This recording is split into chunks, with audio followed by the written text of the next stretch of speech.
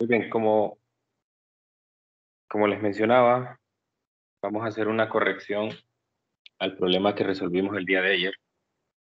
Eh, Me quedó una duda y luego, pues, pues al final me di cuenta efectivamente que estaba cometiendo un error, ¿no? A ver, el error básicamente es en el razonamiento de las ecuaciones de movimiento. Si recuerdan el problema, hay un pulso uno que viaja de izquierda a derecha y hay un pulso 2 que viaja de derecha a izquierda.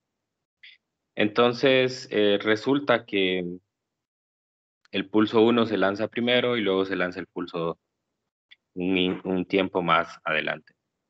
Entonces, después me puse a pensar y es cómo es posible que en la respuesta aparezca que el pulso uno viaja una distancia más corta que la que viaja el pulso 2.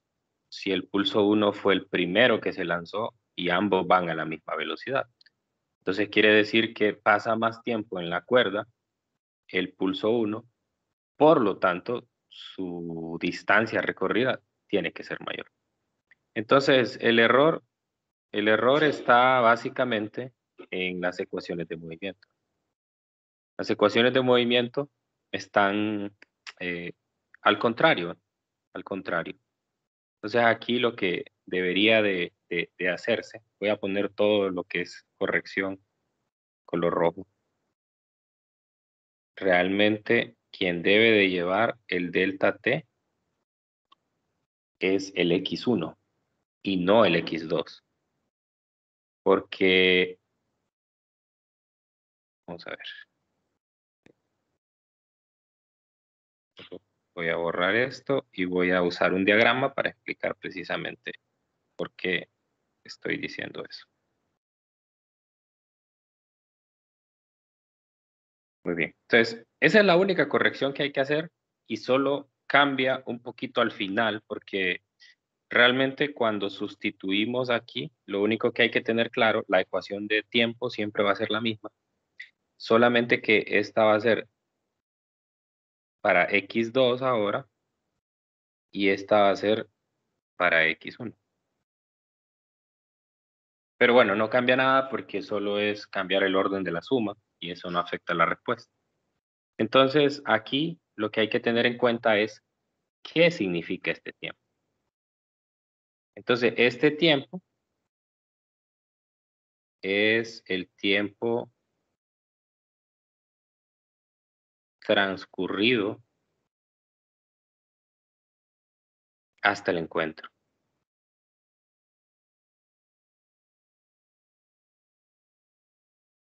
Hasta el encuentro. Ahora, pero ese tiempo es medido después de que salió del pulso 2. Y luego, acá en los cálculos, aquí sí hay que corregir. Esto no está bien. Y aquí pues hay que corregir para el, agregar el delta t, o sea que son 29.6 por 10 a la menos 3 segundos. Y al final da la otra distancia, que es la que habíamos encontrado como la complementaria, 7.55. O sea que así como habíamos resuelto el problema, habíamos encontrado las distancias al contrario, ¿no? Al contrario. Entonces, esa es la corrección en cuanto a la respuesta. La respuesta sería el pulso 1 que viaja de izquierda a derecha, recorre 7.55 metros hasta llegar al punto de encuentro. Ahora, ¿por qué la corrección? Dígame, ¿alguien abrió el micrófono o es alguien que entró con el micrófono abierto? Entonces, vamos a ver. Vamos a hacer una especie de diagrama, pero de energía. De energía. Entonces, esta es la cuerda. De aquí de la cuerda sale el pulso, bueno, no lo voy a representar como sino como un pulso, sale el pulso 1 y de aquí sale el pulso 2. Muy bien, entonces lo que me dice el problema es que primero se lanza uno y 29.6 milisegundos se lanza el otro. Entonces, yo estoy asumiendo que el primero que se lanza es el 1, ¿no? Entonces, en cuanto a tiempo, recorre un tiempo delta t. Cuando el pulso 1 recorre un tiempo de 29.6 milisegundos, en ese momento sale el pulso 2. Entonces, por lo tanto, a partir de ese momento, ambos están viajando en la cuerda y como van a la misma velocidad, ambos van a recorrer la misma distancia en un tiempo igual. Entonces quiere decir que hasta el punto, a partir del delta t, ambos van a recorrer la misma distancia en un mismo tiempo. Sería esta. Este sería t y este sería t. Y este sería el punto de encuentro. Entonces, en total, el tiempo, si usted ve los intervalos de tiempo que recorre el pulso 1, son delta t más t, y el tiempo que recorre el pulso 2 solamente es t. Entonces, eso me hace ver como, entonces esta distancia de aquí, esta distancia x1 es igual a la velocidad, el tiempo, más delta t, ¿ok? Y esta distancia x2 solo es la velocidad por el tiempo. ¿Están de acuerdo conmigo en eso? Si lo captan, ¿cuál era el error? Sí, Sí. ¿Hay alguien que todavía no lo tenga claro?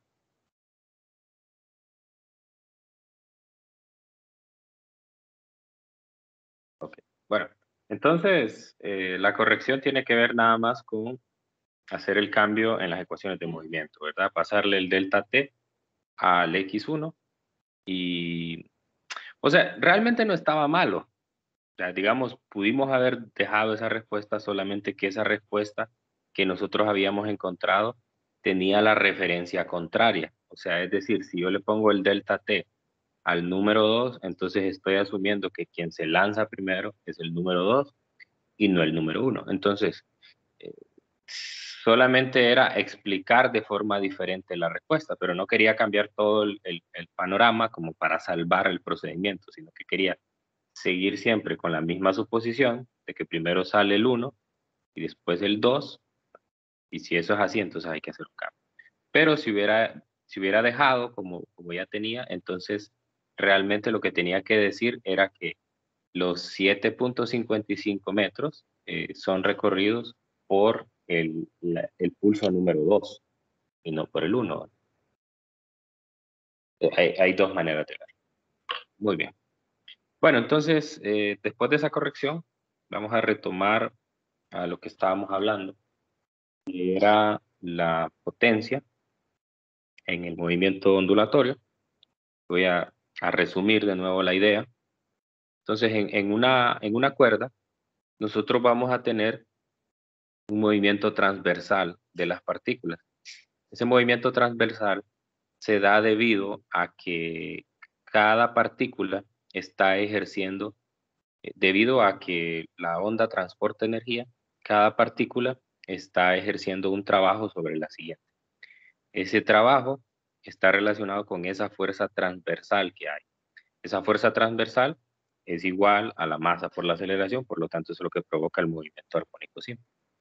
Entonces yo puedo calcular cuál es la potencia a partir del trabajo que realiza una partícula sobre la siguiente.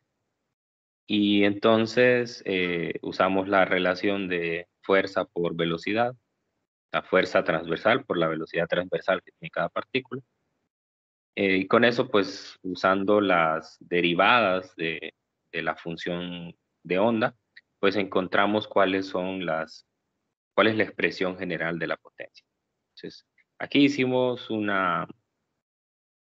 Un cambio nada más, cambio de variable, solo para expresarlo en otros términos. Permítame. No sé.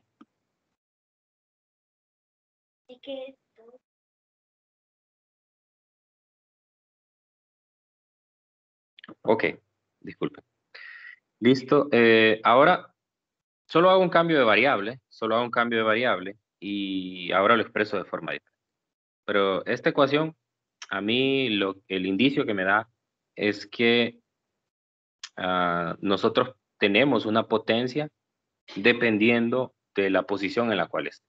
Así que la potencia máxima, como dije, se iba a dar cuando el seno al cuadrado fuera un valor de 1, tuviera un valor de 1.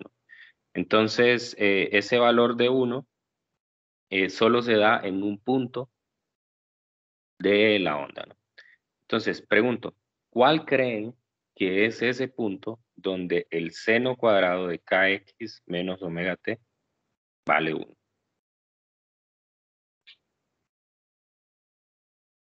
sea, ¿dónde se va a dar la máxima potencia?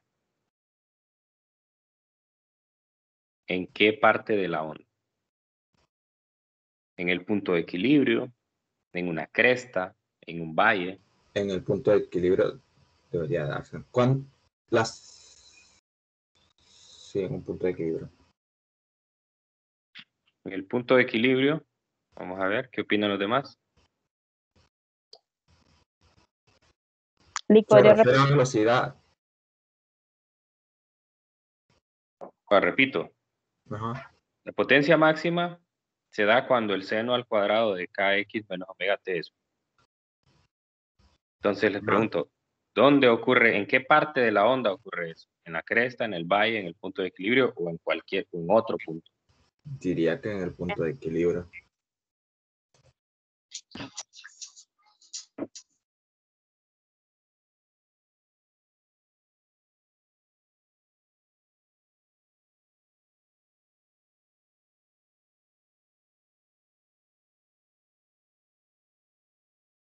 ¿Están de acuerdo? Es correcto, ¿no? Ahora, ¿cómo sé eso? ¿Me puedo ir a las ecuaciones? Vamos a ver. Aquí arriba las tengo. Las derivadas. Aquí está. Entonces, fíjese que aquí está la velocidad. La velocidad implica el seno de kx menos omega t. Entonces dice la velocidad transversal es omega por a por el seno de kx. Entonces, aquí yo tengo valores extremos para el seno. Tengo el valor más 1 y menos 1. Un valor máximo. Entonces, esos son los valores extremos. Entonces, ¿cuándo consigo esos valores extremos? Cuando estoy pasando por el punto de equilibrio. Entonces, es más 1 cuando la partícula se va moviendo hacia arriba y es menos 1 cuando la partícula se va moviendo hacia abajo, pero siempre pasando por el punto de equilibrio, ¿no? Entonces, significa que en ese momento tiene la máxima velocidad y el seno de kx menos omega t. Si lo elevo al cuadrado, como aparece en el caso de la potencia, entonces ya no va a ser más menos 1, sino que solo va a ser 1. Entonces, en el punto de equilibrio es cuando ocurre ese valor máximo que teníamos aquí. Es una pregunta más que todo conceptual. Ese tipo de cosas hay que saberlas reflexionar porque son preguntas como esas las que a uno le aparecen en el examen. Listo, entonces les dije que muchas veces estamos interesados más que todo en calcular la potencia media, que es la mitad de la potencia máxima. Entonces vendría a ser como una especie de valor más probable de la energía, de la potencia, valor más probable. Entonces vamos a hacer un problema, es un problema de libro de texto, donde vamos a aplicar esta ecuación.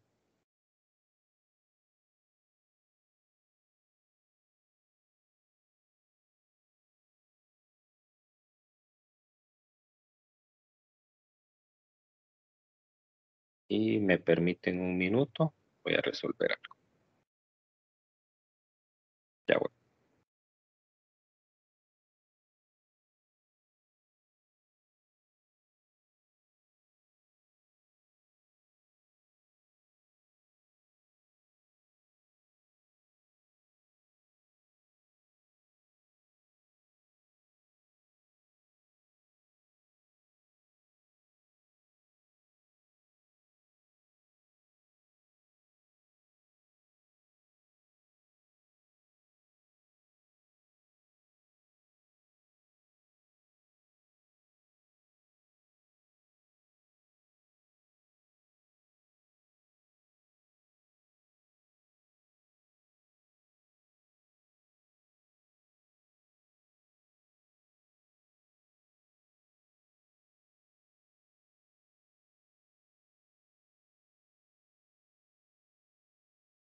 Ok, sigamos.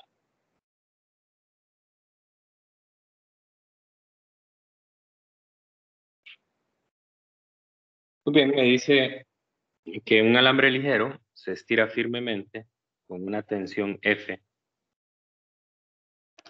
Pues esa es la primera variable, la tensión F.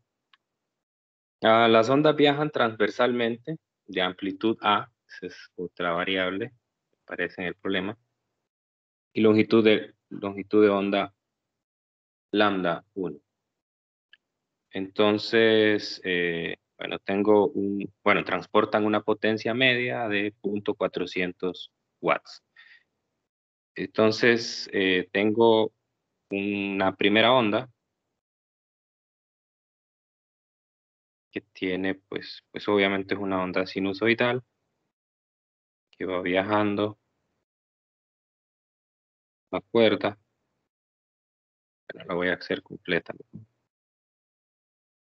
para poner la longitud de onda. Y así. Entonces, pues bueno, ¿qué características tengo? Tengo una tensión, tengo una longitud de onda 1, tengo una amplitud A y pues hay una tensión también. Una tensión F. Y en esta situación tengo una potencia media 1 de 400 watts. Si la longitud de onda se duplica, de modo que lambda 2 es igual a lambda 1, mientras que la tensión F y la amplitud no se alteran, ¿cuál es entonces la potencia media de 2 transportada por la onda? Muy bien, entonces ya en el cambio pues voy a tener un pulso más largo.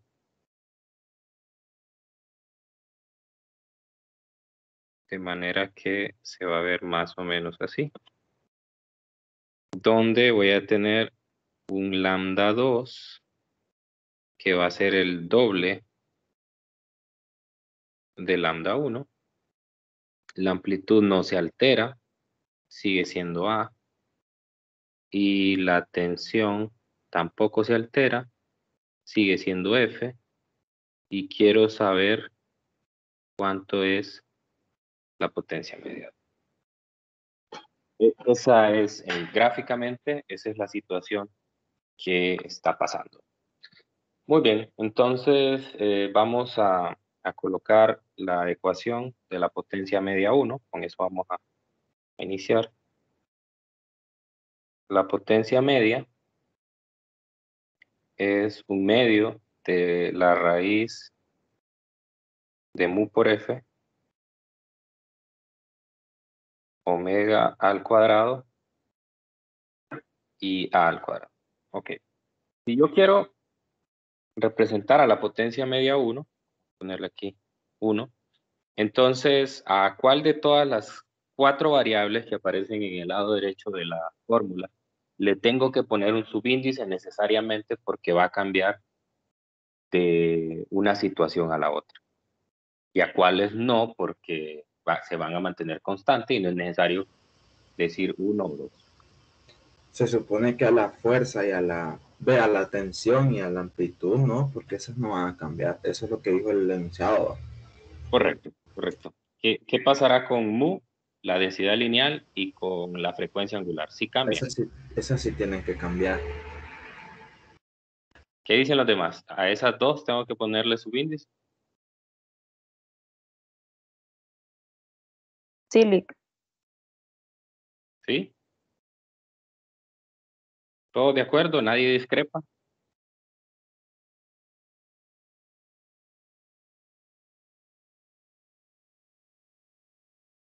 La velocidad sí cambia, ¿verdad?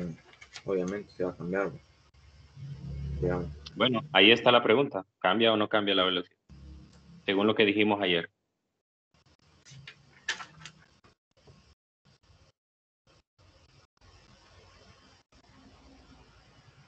Bueno, voy a poner aquí la ecuación al lado. La velocidad es la raíz de la tensión entre mu. Sí, al hacer P, o sea, se habría ver si la velocidad era la que cambiaba. Ok, entonces les pregunto, bueno, ¿esta es una situación con una distribución de masa uniforme o no?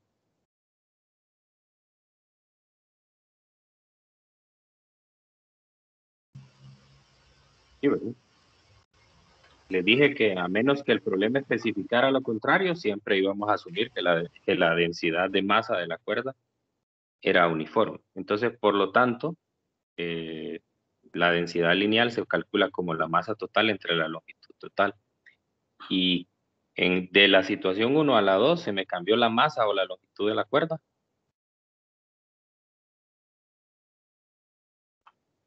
¿Qué dicen? ¿Cambió la masa o la longitud según lo que dice el enunciado? No. No, No, ¿verdad? Entonces significa que la densidad lineal de masa sigue siendo la misma. Y si de la densidad lineal de masa sigue siendo la misma y la tensión también, entonces la velocidad también. Es decir, los dos pulsos van a viajar a la misma velocidad con la diferencia que uno va a ser de mayor longitud de onda que el otro. O sea, uno es más largo que el otro. Uno es más largo que el otro. Entonces, al único que le tengo que poner subíndice es a este, al 1. Significa que todo lo demás es una constante. Ahora, me pregunto, ¿y eso no se mantendrá constante? ¿Omega? No. Entonces aquí voy a poner la ecuación de omega para que veamos efectivamente que el cambio se da. Probablemente algunos estén pensando en esta ecuación y me dirán, bueno, pero si yo tengo lambda por f, si lambda cambia, ¿por qué no cambia la longitud de onda? ¿Sí o no alguien lo pensó? Perdón, si cambia la longitud de onda, ¿por qué no cambia la velocidad? Esa es la cuestión. Y no viene por ahí el punto, porque también en esta ecuación también cambia la frecuencia. También cambia la frecuencia. Ambos cambian la longitud de onda y cambia la frecuencia, pero la velocidad se mantiene constante, porque sigue estando en el mismo medio. Entonces, el aprendizaje que quiero dejar aquí es que la longitud, la velocidad, perdón, de una onda depende del medio. Si el medio no se cambia, entonces la onda va a seguir viajando a la misma velocidad. Por ejemplo, si usted tiene la velocidad de la luz viajando en el aire, es una velocidad, y si esa luz entra en el agua, entonces tiene otra velocidad. Y eso va a provocar un cambio en la longitud de onda de de la, de la luz en este caso. Muy bien, entonces, ok, entonces por aquí no viene la cuestión. La cuestión para la frecuencia viene por aquí, que omega es igual a 2pi por la frecuencia. Al mismo tiempo, esto es 2pi por la velocidad entre lambda, ¿no? Sustituyendo la frecuencia como el cociente de la velocidad entre lambda. Y a la vez, esto es 2pi entre lambda por la velocidad, que es la raíz de f entre. Entonces, ya al hacer todas las sustituciones en la misma ecuación de omega, nos damos cuenta de que omega tiene que cambiar porque lambda cambia. Omega cambia porque lambda cambia. El 2pi por la raíz de f entre mu, todo eso es constante. Entonces de ahí viene. Es decir, que si la longitud de onda aumentó, entonces la frecuencia angular disminuyó, porque son inversamente proporcionales. Bueno, entonces voy a sustituir todo eso en la ecuación para no tener duda de qué es lo constante y qué es lo variable. Me va a quedar un medio de la raíz de mu por f, luego todo eso que es omega, 2pi lambda 1, raíz de f entre mu a al cuadrado por a al cuadrado. Ahora, pero yo voy a darme cuenta de algo. Si yo paso a multiplicar al lado izquierdo el lambda que está al cuadrado, entonces me va a quedar esto, me va a quedar velocidad media 1 por lambda 1 al cuadrado, me va a quedar todo esto, 1 raíz de f, 2pi raíz de f entre mu al cuadrado. Ahora,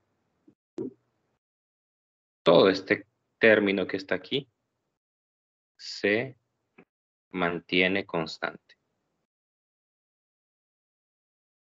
De 1 a 2. O sea, de pasar de la situación 1 a la 2, en la cual lambda se duplica, la tensión se mantiene constante y la amplitud se mantiene constante, todas esas cantidades que están del lado derecho son constantes. ¿Están de acuerdo conmigo?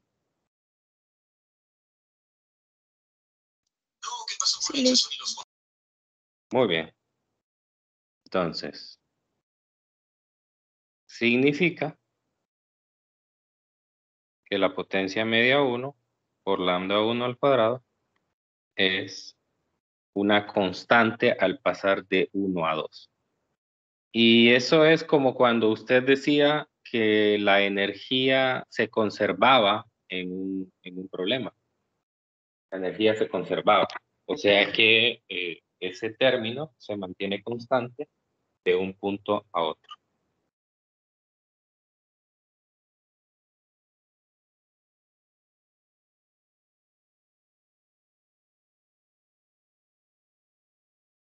Muy bien. Entonces, si se mantiene constante, quiere decir que si yo escribo el mismo término, potencia media 2 por lambda 2 al cuadrado, para la segunda situación, me va a quedar exactamente la misma ecuación anterior, con la misma constante del lado derecho. Entonces quiere decir que yo las puedo igualar. Entonces puedo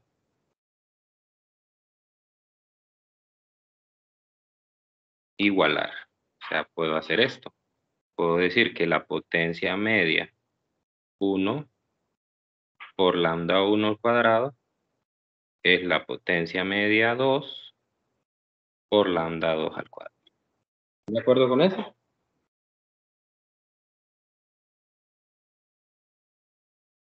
¿Por qué era que se mantenía constante? Disculpe. De 1 a 2. Porque la potencia media 1 por lambda 1 al cuadrado es igual a todo ese término constante del lado derecho. ¿Sí o no? ¿Estamos de acuerdo en que todo eso que está ahí es constante? Obviamente, constante para este problema. No estoy diciendo que siempre va a ser constante. Ah, sí, sí, se mantiene. F. Entonces, yo le puedo llamar a esa constante, no sé, ¿qué letra le gusta? C mayúscula, K mayúscula, cualquier variable constante. Y entonces, como eso es igual a C mayúscula, si yo escribo la del número 2, eso también va a seguir igual, siendo igual a C mayúscula. Y luego los puedo igualar. ¿Sí? ¿Sí me entienden? Sí, maestro. Ok, entonces, bueno, ya tengo resuelto el problema. Porque si se fijan, a mí en el problema a mí solo me dan un dato numérico, que es la potencia media 1. Y la otra es que la longitud de onda se duplica. Entonces, básicamente mi respuesta solo puede quedar en términos de los lambdas y de la potencia, que es exactamente esa ecuación que tengo. Entonces, despejo para la potencia media 2.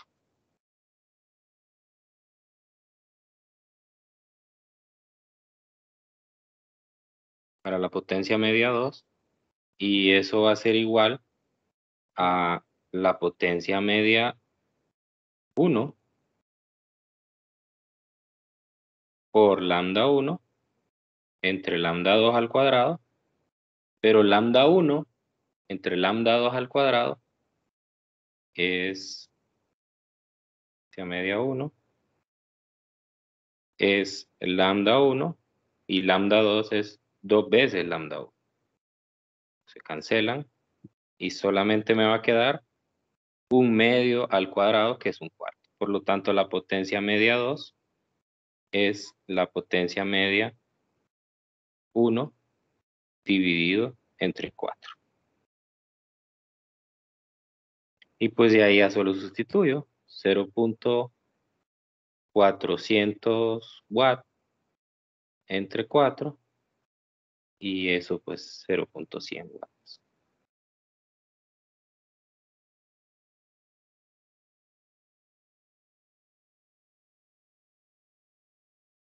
Ok. Y eso es, ¿no? Entonces vean, no vayan a tomar esta ecuación como una ecuación general para todos los problemas, porque se refiere a una situación bien particular, ¿no? En aquella en la cual hay una variación de una onda de una longitud 1 a el doble de esa longitud 1, manteniendo constante la amplitud, la tensión.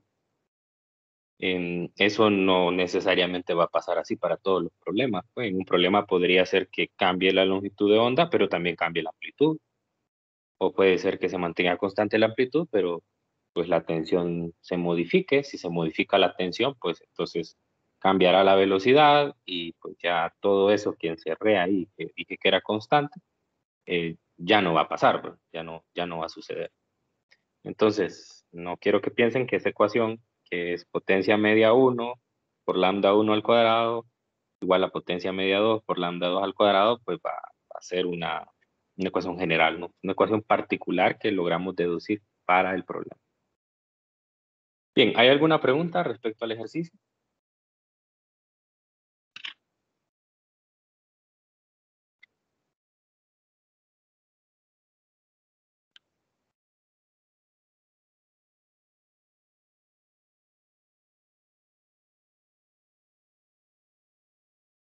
Ok, entonces vamos a pasar al siguiente tema, que es el de intensidad de las ondas. Intensidad. Este es un subtema que aparece aquí en la potencia siempre. La intensidad está relacionada con la potencia. A ver, la intensidad es una razón de cuánta potencia por unidad de área tengo.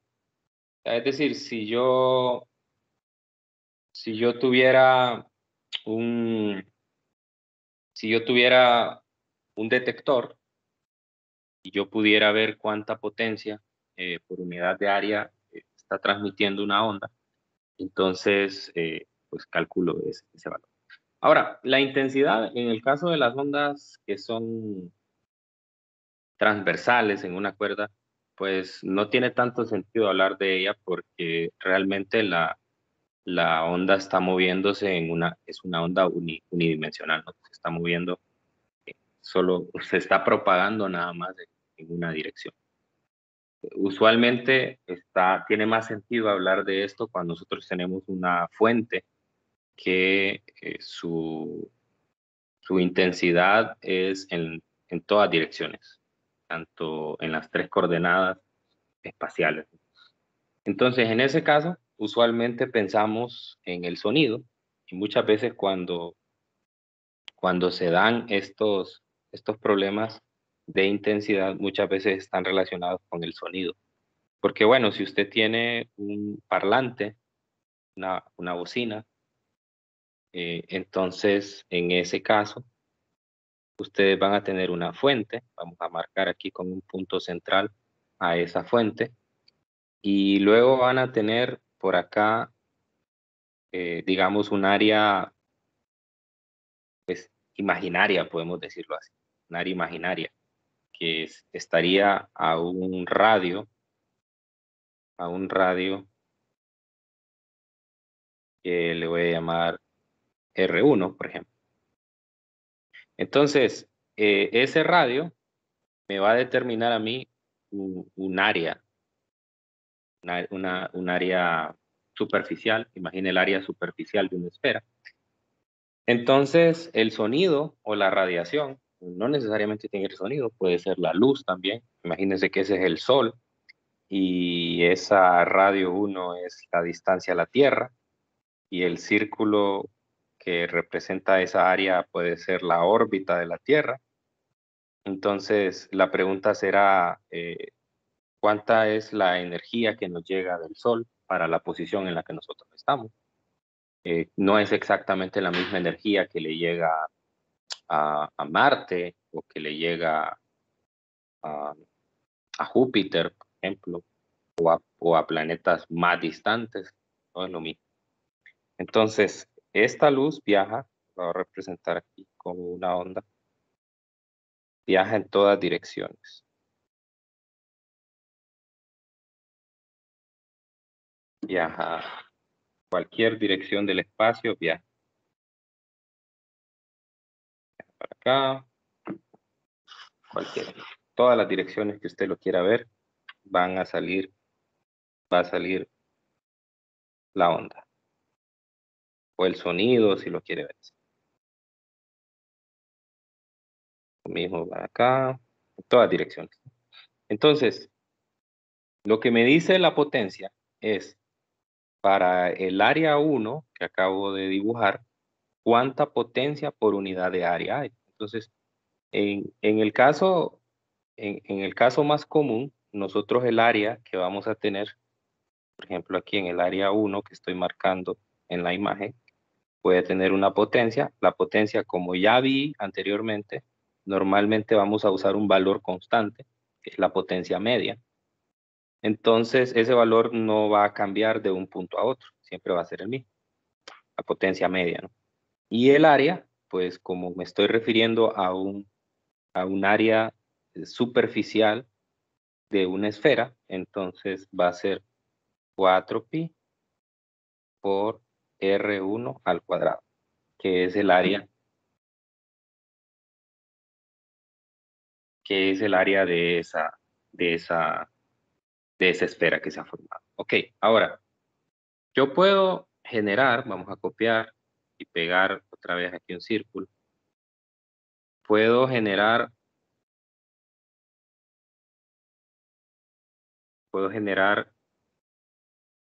una esfera de mayor radio, siempre centrada ahí en esa fuente, y entonces esta va a tener otro radio, que será el radio 2. Entonces lo mismo, ¿verdad? Aquí va a haber una propagación de la onda.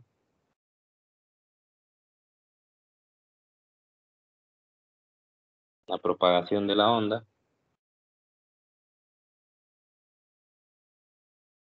En todas direcciones. Y aquí voy a tener un área 2. Entonces también puedo hablar de una segunda intensidad que va a ser 4pi, la potencia entre 4pi R2 al cuadrado. Ok, entonces lo que puedo notar aquí es que la intensidad, esa es la conclusión a la que voy a llegar, la intensidad es inversamente proporcional a la distancia. Usualmente a este tipo de leyes, sí, así se le llama, una especie de ley, se le llama una ley de cuadrado inverso.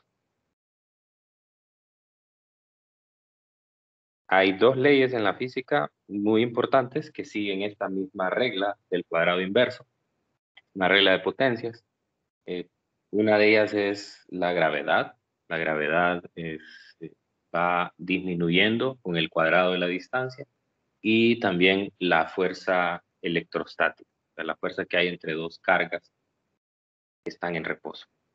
Entonces, pero lo que yo noto de estas dos ecuaciones en que en ambas la potencia va a ser la misma. La potencia no va a cambiar.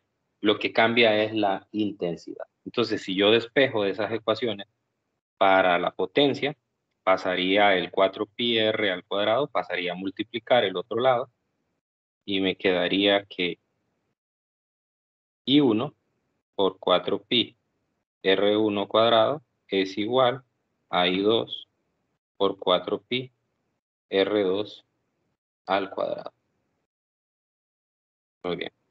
Entonces aquí puedo ver que los 4pi se cancelan y voy a mandar a un lado solo las intensidades. Intensidad 1 entre intensidad 2 y aquí me va a quedar intensidad 2 al cuadrado entre intensidad 1 al cuadrado.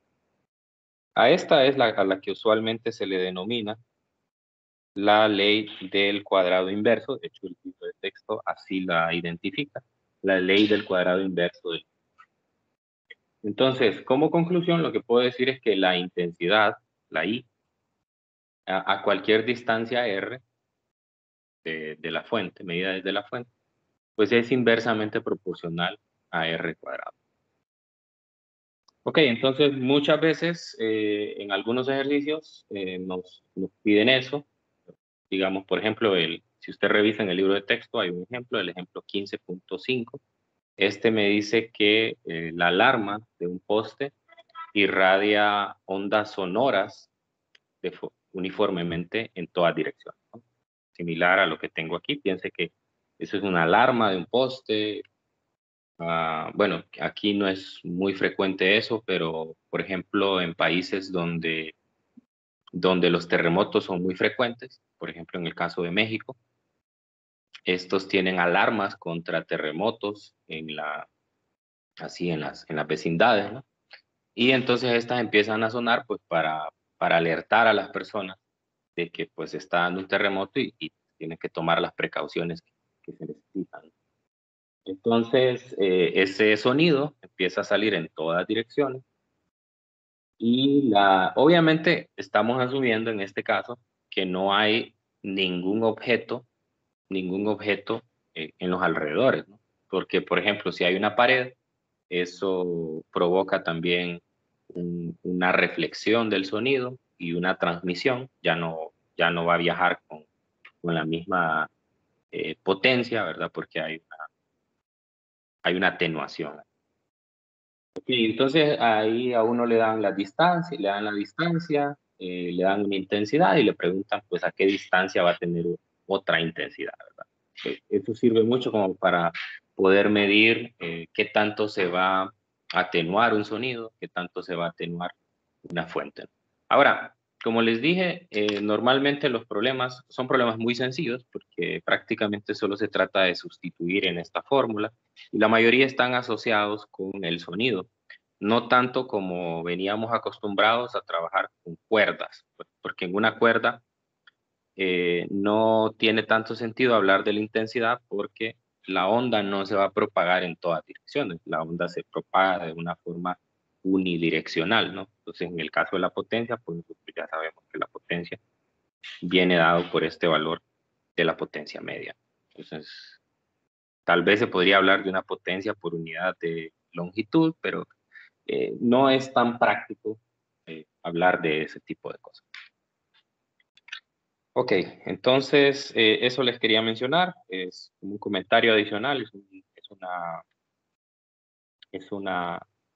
un subtema que está en la sección 15.5 del libro de texto. No sé si alguien tiene alguna pregunta, algún comentario, una curiosidad. Yo, disculpe, ¿puedo abandonar la clase ahorita? Mire que tengo que salir. Sí, está bien. Ok, gracias. ¿Alguien más? ¿Algo de la clase? ¿De lo que estamos discutiendo? Ok, luego hay una sección, la 15.6, que se llama interferencia de onda, condiciones de frontera y superposición. Esa sección es más que todo una sección teórica y yo la voy a abordar más que todo utilizando dos simuladores, porque al final se puede entender mejor viendo algo dinámico a que yo me ponga aquí a hacerles cálculos, que realmente no tiene cálculo, simplemente es algo demostrativo. Entonces yo me voy a apoyar de dos simulaciones. Una es la que veníamos usando desde las clases anteriores y es la de FET. Entonces, la interferencia, cuando uno habla de interferencia en ondas, se refiere a lo que hicimos en el problema del día de ayer. O sea, que nosotros teníamos un pulso de un extremo y un pulso de otro extremo. Entonces, cuando a nosotros nos interesaba en ese problema, ¿en qué momento se encontraba? ¿Qué momento se encontraba? Ahora, la pregunta viene más después de ese momento, o justamente en ese momento. No nos interesó tanto en cómo se miraba o qué características tenía. Ahora sí nos interesa eso. Nos interesa saber si dos ondas se juntan o se suman, entre comillas, ¿qué pasa? ¿Cómo se ve la onda? ¿Cómo puedo yo calcular algunas cosas relacionadas con eso? Eso se le llama la interferencia. Entonces, la interferencia es la intersección de ondas y la formación de una nueva onda dependerá de las características individuales que tengan las ondas originales. Luego se refiere también a las condiciones de frontera. Las condiciones de frontera tienen que ver con cómo está delimitado mi sistema. Entonces, normalmente aquí las condiciones de frontera tienen que ver, o particularmente para esta situación, tienen que ver cómo están los extremos de la cuerda.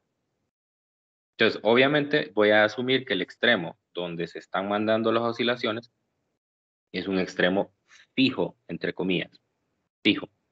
Pero el otro extremo bien puede estar fijo o puede estar libre. Entonces, dependiendo de si el extremo está libre o está fijo, yo voy a tener características diferentes para las ondas cuando llegan a ese. A eso se refiere cuando habla de condiciones de frontera. Y el término superposición ya se refiere más que todo a un concepto más matemático de la interferencia de ondas. O sea, es decir, matemáticamente, ¿cómo yo puedo saber cuál es el resultado de dos ondas que se encuentran?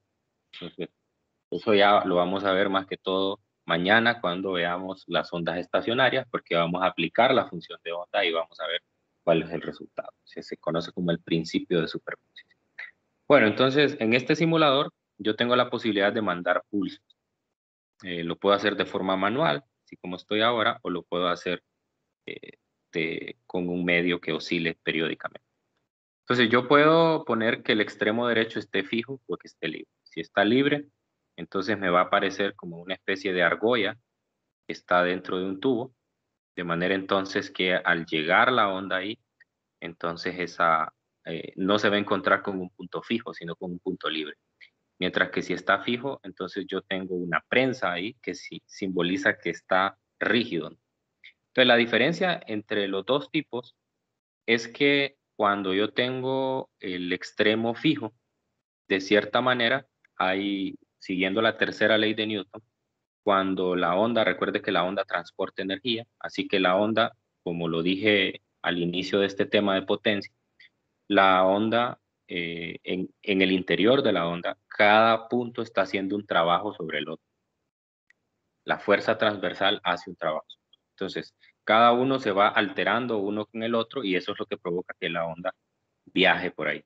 Ahora, cuando ya llego al extremo derecho, esa fuerza transversal se va a encontrar con otro medio, que ya no es la cuerda, sino que es una pared, una argolla fija, entonces en este caso simbolizado como una prensa. Entonces cuando llegue a ese punto, esa fuerza por la tercera ley de Newton va a tener una reacción.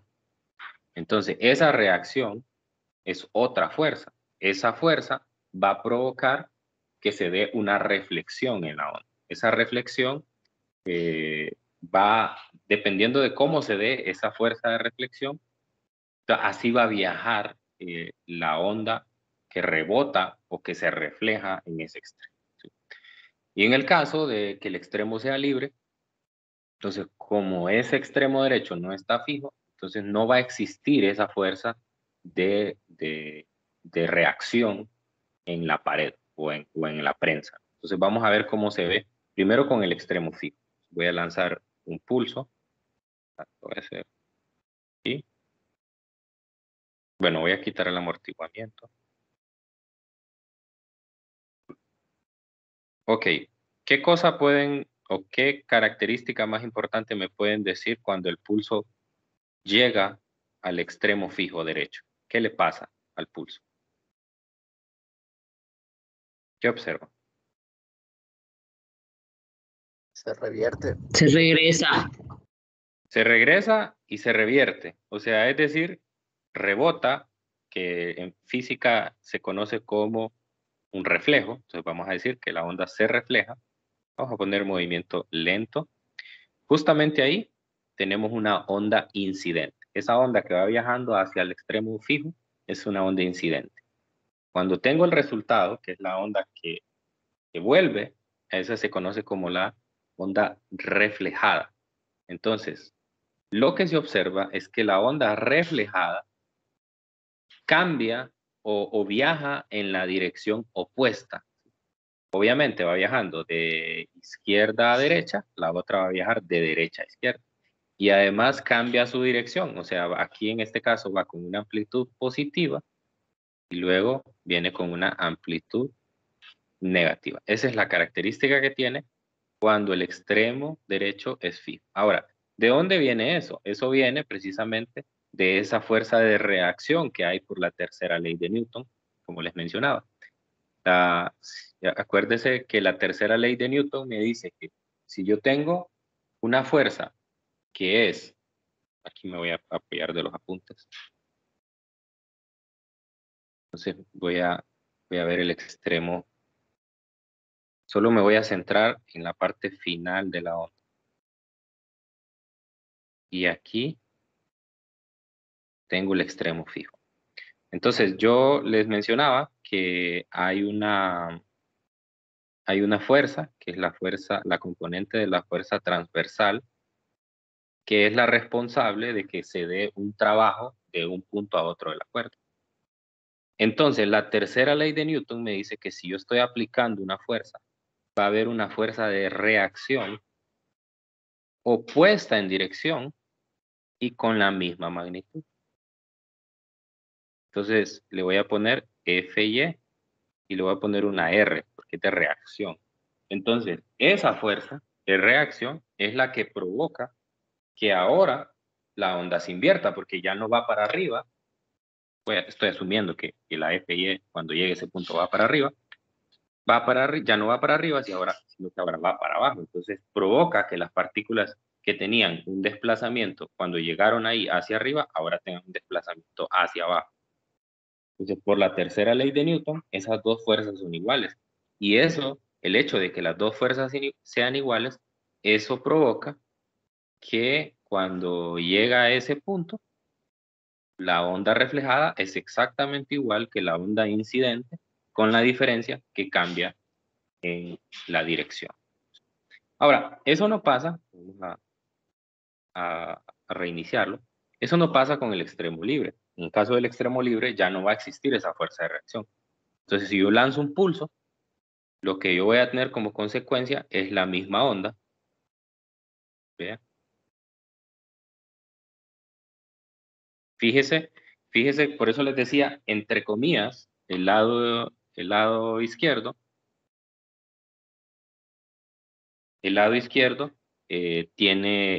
puedo considerarlo como un extremo fijo y el lado derecho lo puedo considerar como uno libre. Entonces vea que cuando llega al extremo, vamos a ponerlo lento, cuando llega al extremo izquierdo, se invierte, pero cuando llega al extremo derecho, este no se invierte, sigue igual. O sea, es decir, si tenía una fuerza que iba hacia arriba, va a seguir teniendo esa fuerza que va hacia arriba y por lo tanto entonces las partículas no van a cambiar de dirección de movimiento. Mientras que en el extremo fijo sí ocurre. A eso se le conoce como una, bueno, esas son las características que tiene dependiendo de las condiciones de frontera.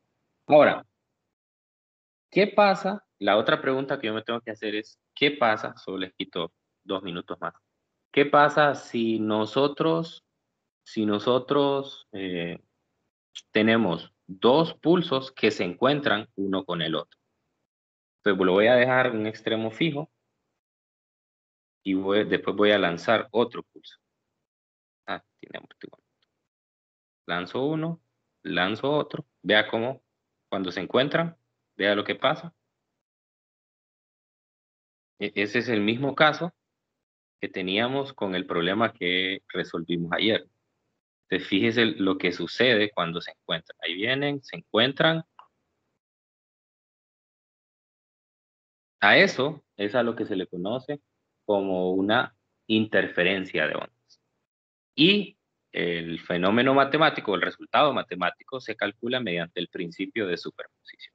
Eso se puede ver mejor en esta otra simulación, donde yo tengo a las dos ondas viajantes. Hay 3 gráficos aquí. El gráfico de la parte superior representa una onda que va viajando hacia la derecha. El segundo, el azul, representa una onda que va viajando hacia la izquierda. Y el tercero representa la suma de las dos ondas. O sea, cómo se ven cuando se encuentran. Entonces ahí lo puede ver. Tienen la misma, vea que estas ondas son idénticas, solo cambian en la dirección del movimiento. Una viaja de derecha a izquierda, la otra de izquierda a derecha. Entonces, cuando en el punto donde se encuentran, como son iguales, se suman y me forman una onda que tiene el doble de la amplitud. Si se fija, las ondas individuales tienen una amplitud de 20 y cuando se suman en el momento del encuentro, tienen el doble de la amplitud. Ahora, pero no necesariamente los pulsos tienen que ser idénticos. Pueden ser pulsos diferentes. Aquí lo voy a poner. Pulsos diferentes. Entonces vea cómo una se ve diferente a la otra. Y ahora, si se suman para dar una onda más grande, a eso se le llama como una interferencia constructiva, pero son diferentes. Ahora, puedo tener lo contrario, pulsos idénticos que se destruyen, entre comillas, o sea, que se anulan.